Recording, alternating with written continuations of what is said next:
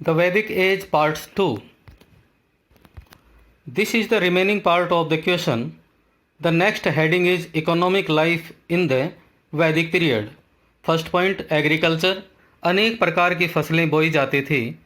उत्तर वैदिक काल में लोहे के विषय में भी पता चल गया था और हल के साथ साथ अनेक प्रकार के कृषि उपकरण बनाए जाने लगे थे। इसका प्रभाव उपज पर भी पड़ा। उन लोगों का दूसरा प्रमुख व्यवसाय पशुपालन था और पशुओं की संख्या के आधार पर किसी व्यक्ति की संपत्ति का अनुमान लगाया जा सकता था। विभिन्न प्रकार के पशु पाले जाते थे, जिनमें से गाय का विशेष महत्व था। गाय का प्रयोग बार्टर के लिए भी होता था, अर्थात वस्तु विनिमय के तौर पर भी गाय का प्रयोग किया जाता था।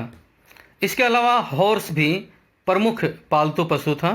पशुओं के देवता के रूप में पोषण नामक देवता की पूजा की जाती थी। इंडस्ट्रीज, अनेक प्रकार के कुटीर उद्योग प्रचलित थे, जिनमें wooden work, leather work, utensil बनाना, टूल्स बनाना, वेपन बनाना, पॉटरी बनाना इत्यादि प्रमुख थे। उत्तर वैदिक काल में लोहे के विषय में पता चल गया था। इस कारण अनेक प्रकार के औजार, हथियार, उपकरण लोहे के भी बनाने आरंभ हो गए थे। वैदिक काल में ट्रेड एंड कॉमर्स भी अत्यधिक प्रचलित था। इंटरनल और एक्सटर्नल ट्रेड किया जाता था। जल और थल के माध्यम से व्यापार होता था। पणि, वणिक इत्यादि शब्द मिलते हैं जो लोग व्यापार इत्यादि किया करते थे। मुख्य रूप से बार्टर सिस्टम प्रचलन में था, यानी कि वस्तु विनिमय था। कुछ सिक्कों के विषय में भी उल्लेख मिलते हैं, जिनके नाम निष्क, शतमान इत्यादि था। रिलीजियस लाइफ ऑफ द वैदिक पीरियड, बहुदेववाद था। अनेक देवी देवताओं की पूजा की जाती थी। विशेष रूप से जो देवी देवता थे वो नेचर से रिलेटेड थे। ऋग्वेद में 33 देवी देवताओं के बारे में उल्लेख मिलता है, जो 3 भागों में विभाजित किए गए थे। Deity of earth, deity of sky, deity of space. इसके अलावा बहुत से दूसरे देवी देवताओं की पूजा भी की जाती थी। ऋग्वेद काल के अंदर इंद्र नामक देवता शक्तिशाली माना जाता था। उत्तर वैदिक काल में परिवर्तन दिखाई देता है। इस काल में ब्रह्मा, विष्णु, महेश शक्तिशाली देवताओं के रूप में इनको पूजा जाता था। मेथड ऑफ वर्शिप, ऋग्वेद काल में बहुत ही साधारण तरीके से पूजा की जा सकती थी। ये लोग प्रेयर करते थे, प्रशंसा करते थे और यज्ञ करते थे। कोई भी व्यक्ति यज्ञ कर सकता था, लेकिन उत्तर वैदिक काल में ब्राह्मणों का प्रभुत्व होता चला गया। मोनोथिज्म, एकेश्वरवाद, ऋग्वेद काल में एकेश्वरवाद की अवधारणा भी विकसित हो चुकी थी और ये माना जाने लगा था कि ईश्वर एक है। टेम्पल्स एंड आइडल्स, मूर्ति पूजा और मंदिरों का निर्माण नहीं किया जाता था। इनका विकास बाद में धीरे धीरे हुआ। सुपरमेसी ऑफ ब्राह्मणास, उत्तर वैदिक काल में पुरोहित एक मध्यस्थ की भांति कार्य करने लगे और ये माना जाने लगा कि यज्ञ इत्यादि करने का जो कार्य है वो केवल पुरोहितों का ही है। इस प्रकार यज्ञ अनुष्ठान और पूजा इत्यादि कार्यों में पुरोहितों का महत्व बढ़ता चला गया। उत्तर वैदिक काल में यज्ञ और अनुष्ठान इत्यादि का महत्व बढ़ता चला गया। विभिन्न प्रकार के यज्ञ अनुष्ठान किया जाने लगा।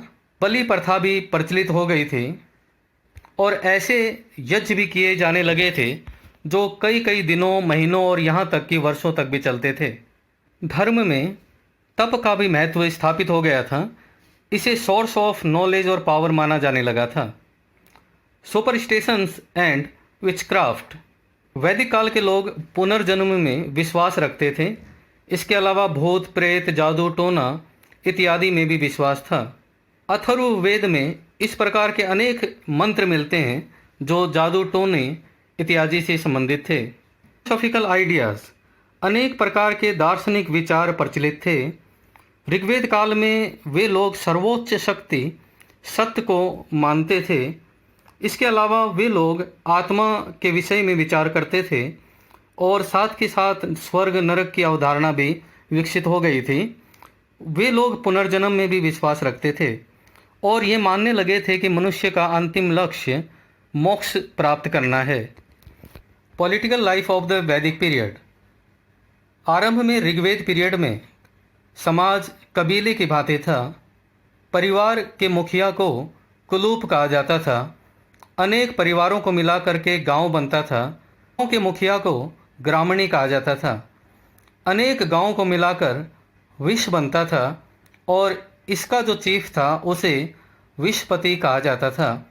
अनेक विश्व मिलाकर जन बनता था और जन का मुखिया किंग अथवा गोप कहलाता था और गोप का शाब्दिक अर्थ है गायों की रक्षा करने वाला। स्टेट। ऋग्वेद पीरियड में 24 जन का उल्लेख मिलता है, लेकिन वो शक्तिशाली नहीं थे। उत्तर वैदिक काल में नए नए राज्यों का गठन हो चुका था और वो अत्यंत शक्तिशाली थे। बड़े बड़े राज्य थे जैसे कुरु, पांचाल, विदेह, मद्र, गंधार इत्यादि। इनमें सबसे प्रमुख राज्य कुरु था। किंग। राजा का पद विभिन्न प्रकार का था। उसे चुना भी जा सकता था अथवा उसका पद वंशानुगत भी हो सकता था।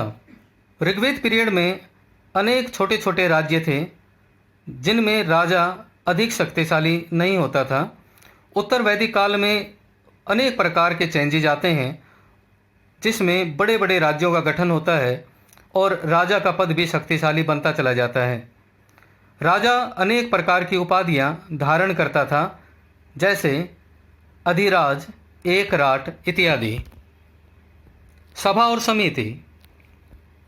ऋग्वेद काल में सभा और समिति का उल्लेख मिलता है। ये एक प्रकार से एडवाइजरी कमेटी हुआ करती थी जो राजा को विभिन्न प्रकार की सलाह देती थी। ये किस प्रकार से कार्य करती थी इस विषय में विद्वानों के अलग अलग विचार हैं। Council of ministers.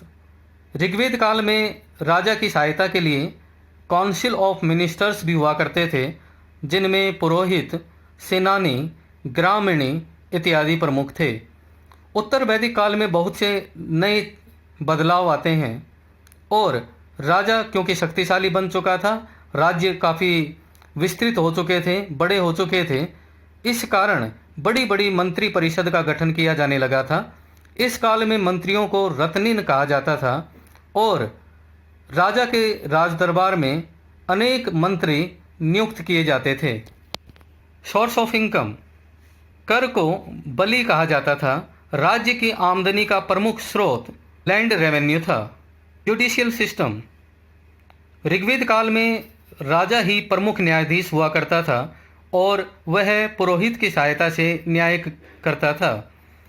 उत्तर वैदिक काल के अंदर इसमें अनेक बदलाव आते हैं और न्यायाधीशों की नियुक्ति भी की जाने लगी थी।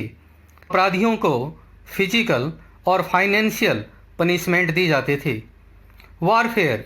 ऋग्वेद काल में लड़ाई का कारण साधारण हुआ करते थे, विशेष रूप से पशुओं को चुरा ले जाना। समय भूमि का इतना महत्व नहीं था, लेकिन उत्तर वैदिक काल के अंदर बड़े बड़े राज्य बन चुके थे और भूमि का अधिक महत्व था। इस कारण से उत्तर वैदिक काल में युद्ध भी बहुत बड़े बड़े हुआ करते थे। ऋग्वेद काल में केवल एक प्रमुख युद्ध का वर्णन मिलता है जिसे राजाओं का युद्ध कहा जाता है। उत्तर वैदिक काल में बड़ी बड़ी सेना रखी जाने लगी थी जिसे चतुरंगिणी सेना कहा जाता था। इस सेना में रथ सेना, घुड़सवार सेना, पैदल सेना और हाथी सेना हुआ करती थी। संस्कृति को भारतीय सभ्यता संस्कृति में विशेष स्थान प्राप्त है।